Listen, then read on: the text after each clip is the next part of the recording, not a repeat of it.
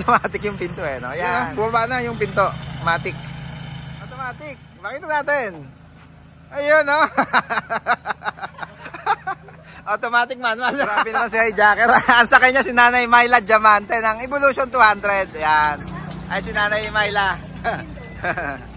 Napasyal si Nanay Myla Diamante. Yan. Ikot daw, stroll.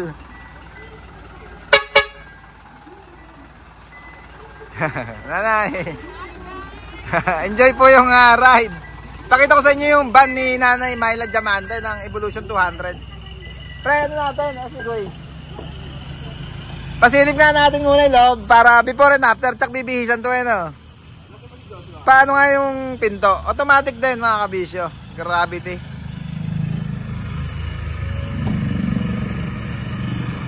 Automatic yung pinto eh, no? Yan. Ngayon pa lang daw nila sinisimulan mga kabisyo. Siyempre, ise-set up yan ni Nanay Myla Diamante. Diyan sila nakakilala talaga sa pag-modified ng mga van. Silang nagdala ng, or silang unang gumawa mga kabisyo ng modified na van dito sa Pilipinas. Yung tinatawag na Evolution 200. Grabe naman yan. Pangatlo na yata ni Nanay Diamante to. Ni Nanay Myla. Yung van ito. Ang ganda. Commuter. Grabe na may taillight na yan, no? Yun, no? Bumaba na yung pinto. Matic.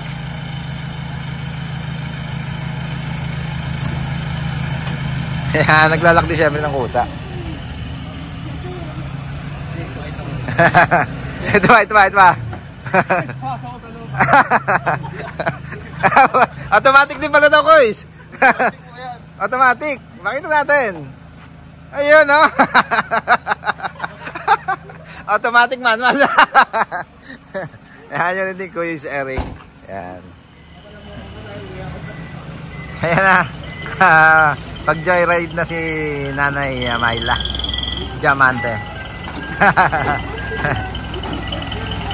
Buksan ko na pa. Nanay, madulas Nanay. Madulas ba ito? Oh my God. Yan. Thank you so much. Okay po. Thank you. Okay po. Nasakay po kayo sa... Ay, sorry. Nasakay kayo sa hijacker namin. First experience, sobrang ganda. Sobrang ganda. Kailangan po pag nagkaroon kayo ng car carrier, ganyan din po na concept. Grabe. Tawag mo dyan sa harap na yan. Robotic bumper po siya na Decotora. Meaning po sa Japan, decorated truck. Ganon. Decotora truck. Self-loading po siya. Ginagawa mo lahat ng truck na yan? Apo, meron po kaming 35 units na ginagawa dito ngayon. Grabe, 35 units po yung project natin ngayon dito. sobrang laki talaga ng lugar mo. Apo. Grabe, sobrang laki. Yan pala ay sa inyo din. Grabe. Apo, lahat po yung nandyan sa labas. Mga sa customer po na pinapagawa. From mga all over the Philippines. Apo, meron po kaming kay Mayor ng Lupao. Ito pong Caben Chassis. Pulilan, San Miguel, Bicol. Apo. Ito Tagala, Palawan. Palawan. Kayo de la Puente, Palawan. Palawan po. Okay, marami po po. Ay, tabi po tayo.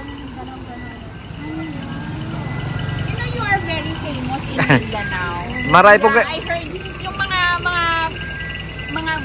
boys na na mga may truck. They are really kabisyo pa talaga. Marami po tayong kaibigan sa Mindanao. Ayan, Hindi Apo. ako napunta dito. I thought you really on trucks lang. Tapos nakita ko yung mga boys, nakakabit ng horns. Apo, And apo. then I really like the horns ng yung babaeng yun. Yung mga talking horn. Ayan. Ang galing ni... Grabe, sobrang galing. And nakakabilib ka. Sana lahat ng misis kagaya. Apo. Grabe. Very supportive po yan. Diba na mga saya ng buhay? Alam na na may support buhay. Mga kuys. Mga busy. One battle pa bagong umuwi. Ayun yung van ni Nanay Myla Diamante. At kay Kuys Eric. Yan. Nagpicture po ako Nanay Myla sa banyo para before and after. Check po, magiging loaded yung loob. At si Rising Sun po. Kasi si Rising ang tawag sa kanya dito. Yung sa misis ko pa kay Lilet. Apo. Kagaya po nung napagkwento natin kanina, papasok na siya sa van, sa drag racing. Abangan niya, abangan nila. Ikaw ang kauna-unang drifted lady driver. Yeah, sa tulong ni Nanay Myla Diamante. Yan. I'm gonna introduce you guys to my husband. He will be very happy. Yeah, ba? You guys. Experience talaga. Sige. Abangan po nila sa Abangan nila. sa Team Kabisyo at sa Evolution 200 ng sa Drift Tech. Yeah. Lady driver sa Rama. Thank you. Sa Rama. Yan ah.